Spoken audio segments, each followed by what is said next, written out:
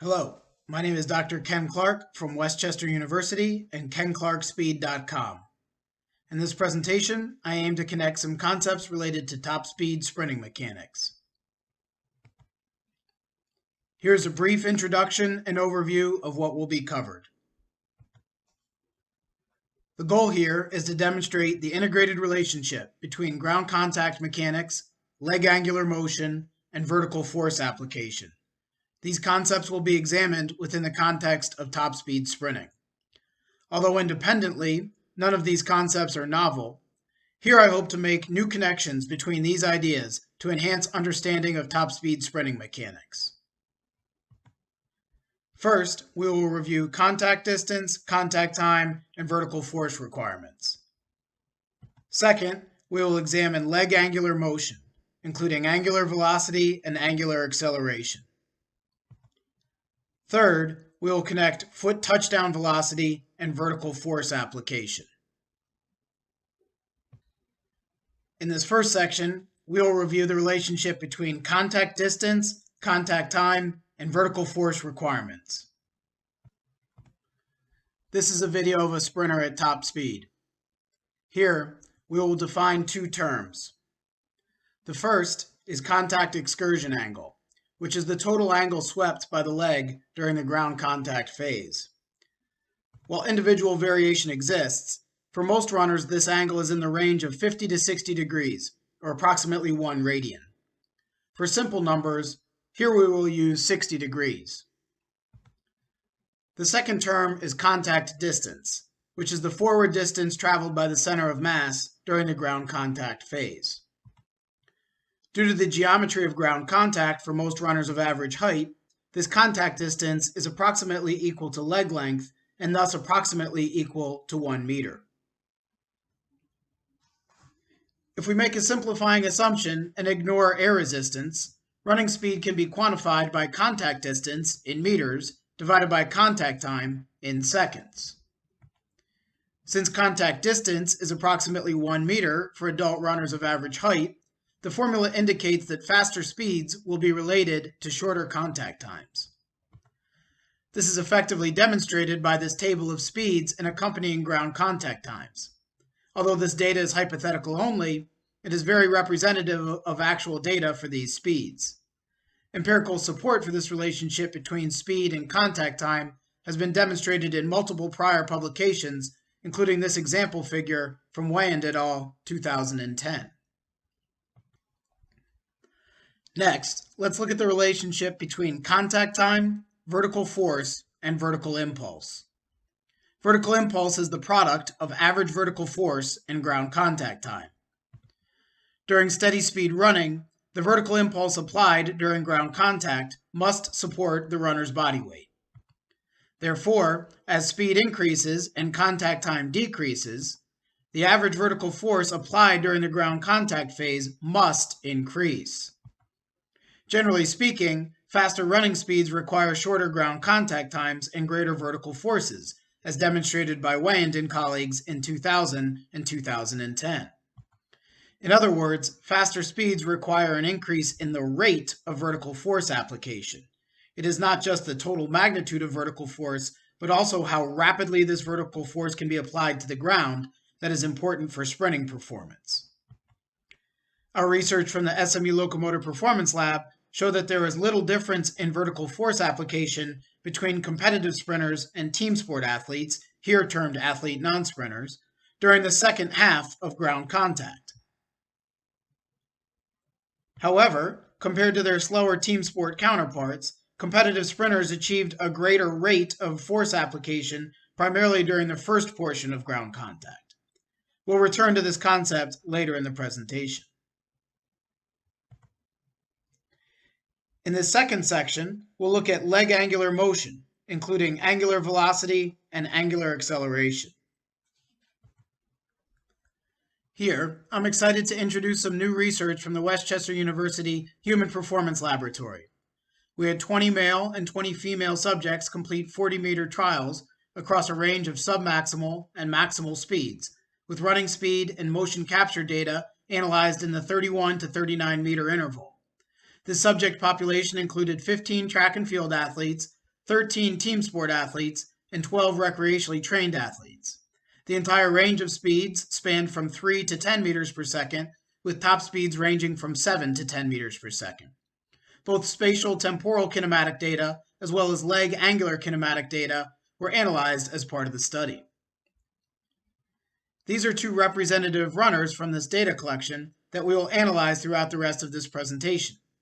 On the left, we have a male club lacrosse athlete running at 8 meters per second. On the right, we have a male competitive sprinter at 10 meters per second. We've previously established that faster running speeds are generally correlated with briefer ground contact times. Here, we'll examine contact time and leg angular velocity during contact. Conceptually, contact angular velocity is how quickly an athlete can sweep through the leg range of motion during contact. Mathematically, contact angular velocity is the contact excursion angle divided by the contact time, with the contact excursion angle in units of degrees and the contact time in units of seconds. Therefore, contact angular velocity is in units of degrees per second. If we rearrange this equation, we can observe that because contact excursion angle is usually similar for most runners, it indicates that the leg angular velocity during contact has to be greater for the contact time to be shorter. The two runners from the previous videos provide a good example of this. Both have a contact excursion angle of approximately 60 degrees. However, the faster runner on the right has a ground contact time of 0.10 seconds, whereas the slower runner on the left has a ground contact time of 0.12 seconds. If we do the simple math, it is demonstrated that the leg angular velocity during contact for the fast runner on the right is 600 degrees per second, whereas it is only 500 degrees per second for the slow runner on the left. Again, to summarize, since contact excursion angles are generally similar for most runners, shorter ground contact times require faster leg angular velocity during contact. On this graph, we can take a simplified view of the leg angle on the y-axis versus ground contact time on the x-axis for these two runners. This is a schematic representation only, as actual data would not be so linear. However, this graphic illustrates the point nicely. First, let's look at the faster runner. While both runners go through a similar excursion in leg angle during ground contact, the faster runner goes through this excursion angle from touchdown to toe-off in only 0.10 seconds, whereas the slower runner goes through this excursion angle in 0.12 seconds. Therefore, for the faster runner, the faster leg angular velocity during contact is graphically represented by a steeper slope on the leg angle versus contact time graph, whereas for the slower runner, the slower leg angular velocity during contact is represented by a less steep slope. We'll talk about why this slope is important in a minute. Numerous studies over the last 20 plus years have illustrated that during high-speed running, the thighs oscillate in a continuous harmonic motion that is generally sinusoidal in nature. Here we can see a schematic diagram of thigh angular motion during the course of an entire stride cycle. Thigh angular position is on the y-axis and time is on the x-axis. Because the thighs oscillate in a continuous harmonic motion that is generally sinusoidal, it indicates that the slope of the thigh angle versus time graph during the ground contact phase, as illustrated by the dashed region of the graph, is a mathematical function of thigh amplitude and frequency. In other words, a fast leg angular velocity during contact, as illustrated by the steep slope on the last slide, generally requires a fast thigh angular velocity throughout the rest of the stride cycle. This can be visualized by comparing schematic graphs of thigh angular motion throughout the stride cycle for slow versus fast runners. First, let's examine a schematic graph for thigh angular motion for a slow runner. On this graph, thigh angle is on the y-axis and time is on the x-axis. The dashed region of the graph indicates the ground contact phase, and again, the slope of this line is very important. If we compare a schematic representation for a fast runner versus a slow runner, the fast runner could achieve a steeper slope of the dashed line in one of three ways. First, even keeping thigh angular amplitude the same, faster oscillatory frequency will result in a steeper slope of thigh angle versus time during the ground contact phase. Second, keeping frequency the same but increasing the thigh angular amplitude for the fast runner, in other words, having the thighs oscillate through a larger range of motion, will also result in a steeper slope of the thigh angle versus time during the ground contact phase. Third, in what really represents the difference between fast and slow runners, is that fast runners have the thighs oscillate through a greater amplitude and at a faster frequency. If we zoom in on the dashed lines bracketed in the gray box that represent the ground contact phase, here we again see that the steeper slope during ground contact phase is representative of a faster runner. This is similar to the schematic graph of leg angular velocity during contact that we examined a few minutes ago. Research from the Westchester University Human Performance Lab, with manuscript recently accepted for publication in Biology Open, further examined this coordinated oscillatory motion of both limbs. As represented by this schematic diagram here, contralateral thighs generally exhibit reciprocal antiphase flexion and extension patterns. Due to this harmonic motion, thigh angular kinematics as a function of time are determined by the parameters of frequency and amplitude. In the video we're about to watch, the runner's thigh angular motion will be animated in the graph on the right side of the screen, with the right thigh illustrated in purple and the left thigh in yellow. One complete gait cycle will be played through on loop. Thigh angle is on the y-axis of the graph, and time is on the x-axis. Positive thigh values indicate thigh flexion, whereas negative values indicate extension. As the video plays through several times in slow motion, it can be observed that, although the angular patterns exhibited some deviation from exact sinusoidal motion, the thigh segment motion was oscillatory and reciprocal, with peak flexion of one thigh generally synchronized with peak extension of the other thigh. Several other key points regarding this thigh angular patterns will be highlighted in the following slides. Here, we can see the thigh angular motion for the club lacrosse player on the left and the competitive sprinter on the right. The y-axes of the graph have the thigh angle in both radians and degrees, and on the x-axis is time. Several differences become apparent when comparing the slower runner on the left with the faster runner on the right. First, the runner on the left has a slower thigh oscillatory frequency, whereas the runner on the right has a faster thigh oscillatory frequency. Second, the slower runner on the left has a smaller thigh angular amplitude, and it's shifted more backside, i.e. towards the bottom of the graph, whereas the faster runner on the right has a bigger thigh angular amplitude, and it's shifted more front side, i.e. more towards the top of the graph. Therefore, these thigh angular patterns are indicative that the sprinter on the right has a faster thigh angular velocity throughout the entire stride cycle, whereas the club lacrosse athlete has a slower thigh angular velocity measured throughout the entire stride cycle. This measurement of average thigh angular velocity throughout the stride cycle is extremely correlated with running speed, as we will see on the next slide. This next set of data and figures again comes from new research from the Westchester University Human Performance Lab. The y-axis of this graph has thigh angular velocity in both radians per second and degrees per second, and on the x-axis is running speed. Across all trials ranging from 3 to 10 meters per second, the r-squared between average thigh angular velocity and running speed was 0.91. Examining top speed trials only, ranging from 7 to 10 meters per second in this heterogeneous population, the r-squared between average thigh angular velocity and running speed was 0.74. Therefore, there's clearly an important relationship between thigh angular velocity and sprinting speed. Next, we will explore thigh angular acceleration and running speed. We will revisit the schematic diagram of thigh angular motion during the course of an entire stride cycle. Thigh angular position is on the y-axis and time is on the x-axis. As pictured in the schematic graph in the upper right, a slower runner will have a slower thigh oscillatory frequency and a smaller thigh amplitude or range of motion.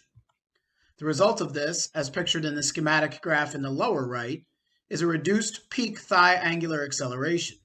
In coaching terms, this is a decreased ability to rapidly reverse the thighs at the instant of peak thigh flexion and extension in the flight phase. A faster runner, on the other hand, will demonstrate faster thigh oscillatory frequency, greater thigh amplitude or range of motion, as illustrated in the schematic graph in the upper right. This requires greater peak thigh acceleration or a greater ability to rapidly reverse the thighs at the instant of peak thigh flexion and extension, as illustrated in the schematic graph in the lower right. It should be noted that these graphs are hypothetical data only, and actual data and graphs of thigh angular acceleration are much noisier.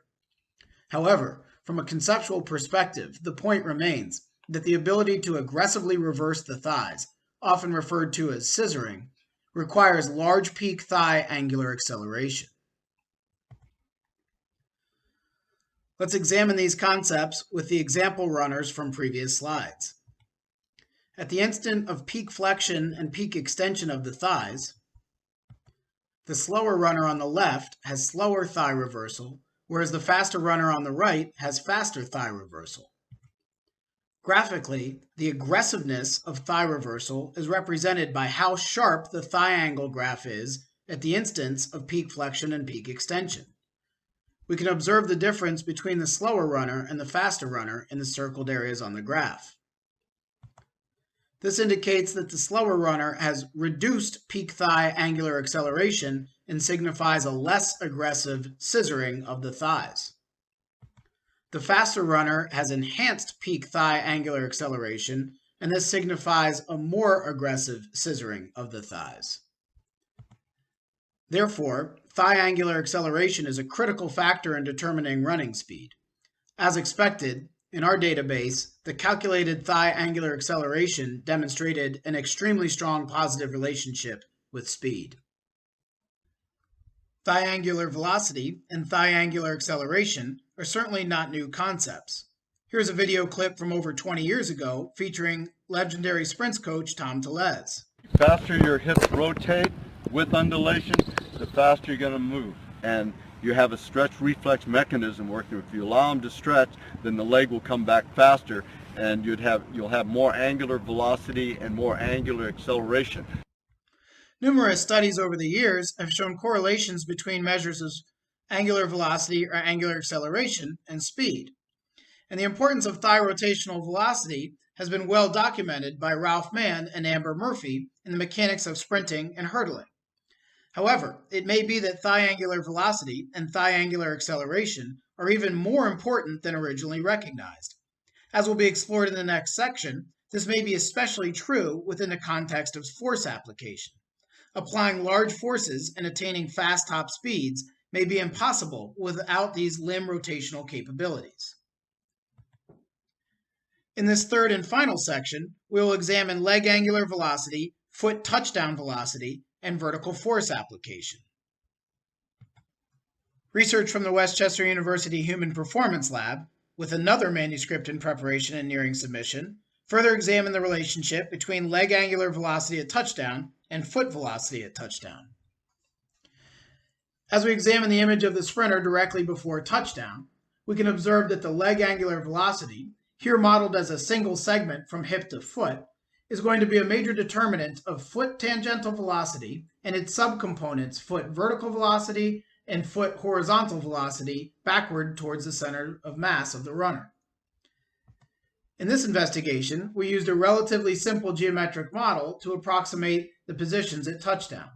Based on this geometric model, predictions of leg angular velocity and foot touchdown velocity were made across a range of submaximal and maximal speeds. Specifically relating to foot tangential velocity at touchdown, we can observe results from this recent data collection. On this graph, we can see foot tangential velocity on the y-axis and leg angular velocity at touchdown on the x-axis. As expected, it was found that there is a very strong correlation between leg angular velocity and foot tangential velocity at touchdown, and the measured data align nicely with the model predictions illustrated by the purple line. Similarly, as it relates to foot vertical and horizontal velocity at touchdown, it was found that there is a very strong correlation between leg angular velocity and foot vertical and horizontal velocity at touchdown. These measurements of foot touchdown velocity are absolutely critical for speed, and these results confirm that the hip angular velocity prior to touchdown are one of the primary determinants of these foot velocities. We'll examine this in the context of vertical force application next. As described in the first part of the presentation, sprinters apply greater vertical forces than their team sport counterparts, mostly in the first portion of ground contact. Additional research from the SMU Locomotive Performance Lab helps to explain this occurrence with the two-mass model. This model theorizes that running vertical force waveforms consist of two components, each corresponding to the motion of a portion of the body's mass. A smaller component corresponds to the impact of the lower limb with the running surface, as represented by the impulse 1 curve in red. A larger component corresponds to the accelerations of the remainder of the body's mass, as represented by the impulse 2 curve in green. Therefore, the total vertical force time waveform is a sum of these two components, as represented by the blue curve. In the vertical force waveforms observed in sprinters, the fast rising edge and high rate of vertical force application is caused by the lower limb impacting the ground during the first part of contact, with faster limb vertical velocities at touchdown and stiffer impacts demonstrated by sprinters. As examined in our recent research from the Westchester University Human Performance Lab, thigh angular velocity was highly correlated with lower limb touchdown velocity. On this graph, we can see lower limb vertical velocity at touchdown on the y-axis and leg angular velocity on the x-axis. Faster speeds require increased leg angular velocity, which results in faster vertical lower limb velocity at touchdown. A clear finding of this study was that thigh angular velocity is a major determinant of foot and lower limb touchdown velocity, and therefore vertical force application. Connections between angular velocity, foot touchdown velocity, and vertical force application become apparent when examining hypothetical data from three different representative athletes. The first hypothetical runner is a male team sport athlete with a top speed of 8 meters per second. This athlete has below average angular velocity, which results in an inadequate foot velocity at touchdown and vertical forces and top speeds that are mediocre. The second hypothetical runner is a trained male sprinter with a top speed of 10 meters per second. This athlete has good angular velocity, which results in a suitable foot velocity at touchdown and vertical forces and top speeds that are competitive. The third hypothetical runner is an international caliber male sprinter with a top speed of 12 meters per second. This athlete has outstanding angular velocity, which results in a fast foot velocity at touchdown and vertical forces and top speeds that are elite. Therefore, the benefits of increasing leg angular velocity and foot velocity at touchdown and the resulting increases in vertical force application become clear. Additionally, these concepts help explain the large vertical forces at fast speeds from sprinters who may not be overly weight room strong. And now, to provide a brief summary and some concluding remarks. In this presentation, we examine the relationship between running speed and ground contact mechanics, leg angular motion, and vertical force application. In summary, the following components are critical. Fast thigh and leg angular velocity and angular acceleration will result in a fast foot and lower limb velocity at touchdown. This includes foot tangential velocity, composed of backwards and vertical foot velocity components. These factors, when combined with a stiff ground contact and rapid lower limb impact deceleration, as explained by the two-mass model, will result in large vertical forces necessary for high-speed running, and especially the large vertical forces in the first half of ground contact. It is important to note that all four of these components are interrelated and critical components of attaining fast top speeds. Some interesting practical applications can be drawn from the field of robotics.